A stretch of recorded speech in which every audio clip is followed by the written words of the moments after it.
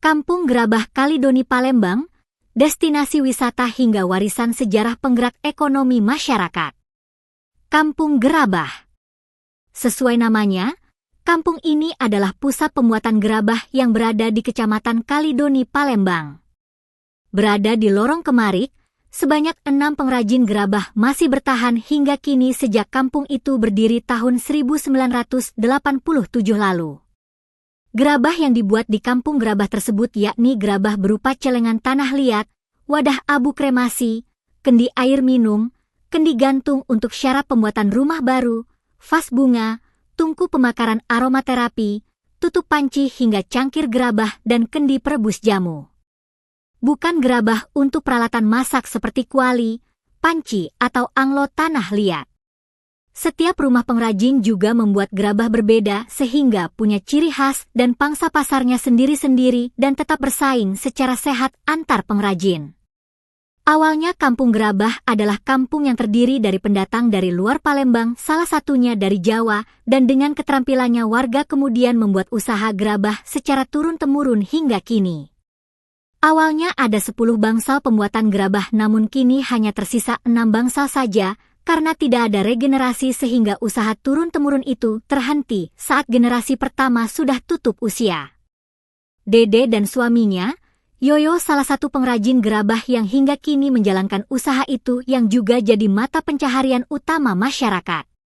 Dede menyebut dia bersama suaminya menjalankan usaha itu sejak 38 tahun lalu dan masih bertahan hingga kini. Awalnya usaha itu berjalan lancar dulunya karena dulu tidak banyak muncul pengrajin baru yang membuat usaha serupa, sehingga permintaan terus berdatangan dari berbagai kota di luar Palembang dan memasok ke pasar di Palembang juga. Namun seiring berjalannya waktu, muncul juga sejumlah pengrajin lainnya di luar kota sehingga mengurangi permintaan pengiriman ke luar kota. Saat menjalankan usahanya, Dede bekerja sama dengan suaminya hanya berdua saja memproduksi gerabah tersebut. Sebelumnya sempat dibantu anaknya namun kini sang anak sudah bekerja sehingga tidak lagi membantu membuat gerabah. Dede juga tidak mempekerjakan pegawai karena kini sepi pembeli dan tidak punya cukup uang untuk menggaji pegawai karena kini permintaan gerabah tidak menentu pasca COVID-19 melanda. Permintaan gerabah turun drastis. Terlihat Dede tengah sibuk membuat gerabah tutup kendi dengan alat putaran. Tangannya cekatan membuat tutup tembuni. Tangan kiri Dede memutar alat putar dan tangan kanan membentuk tutup tembuni. Sesekali ia menambahkan tanah liat jika dirasa kurang pas untuk bentuk dan ukuran tutup wadah tembuni sesuai yang diinginkan. Sementara di luar tempat produksi, suami Dede, Yoyo baru saja selesai membuat wadah tembuni dan sedang menjemur wadah-wadah tersebut di bawah sinar matahari. Segenggam demi segenggam Dede mengambil tanah liat yang ada di sampingnya, tanpa jeda untuk membuat tutup tembuni. Dalam waktu beberapa menit Dede sudah membuat tutup tembuni sebanyak 5 buah. Keahlian yang dimiliki oleh Dede ini bukan dalam sehari ia dapatkan. Dede mengaku ia juga baru belajar membuat tutup wadah tembuni, karena selama ini yang membuat celengan dan wadah tembuni ada anak dan suaminya. Dede dan suami sendiri memiliki usaha membuat gerabah dengan spesial celengan dan wadah tembuni untuk mengubur sisa tembuni bayi yang baru dilahirkan. Untuk gerabah yang dibuat ia dan suaminya yakni membuat celengan berbagai bentuk dan wadah tembuni. Setiap hari bisa produksi 50-100 buah. Kerjanya fleksibel saja setempatnya setelah urusan ruang tengah selesai maka langsung memproduksi gerabah. Membuat gerabah juga tidak ada target khusus, harus selesai berapa banyak dalam sehari. Apalagi saat musim panas, adalah kesempatan mengejar pembuatan gerabah karena membuat gerabah ini memerlukan panas terik matahari untuk menjemurnya agar bentuk gerabah kokoh sebelum kemudian dibakar.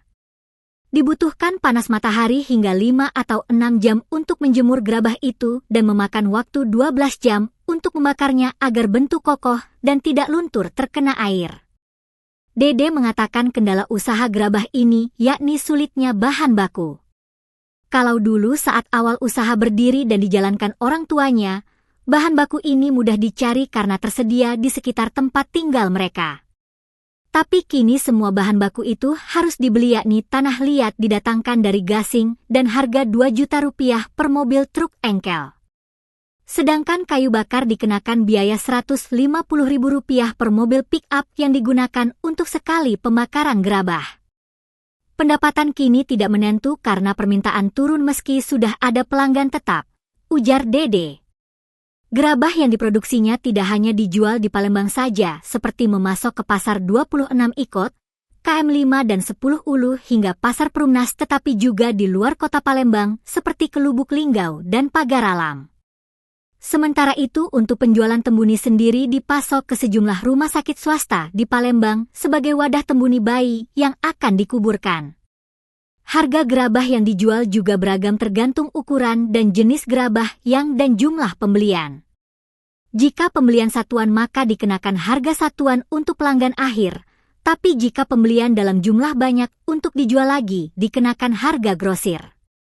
Harga celengan dibanderol Rp25.000 grosir sedangkan eceran Rp50.000, sementara itu wadah Tembuni dijual Rp7.500 grosir dan Rp20.000 jika beli satuan. Pengrajin gerabah lainnya, Asmi yang memproduksi gerabah kendi, vas bunga, cobek, dan wadah Tembuni.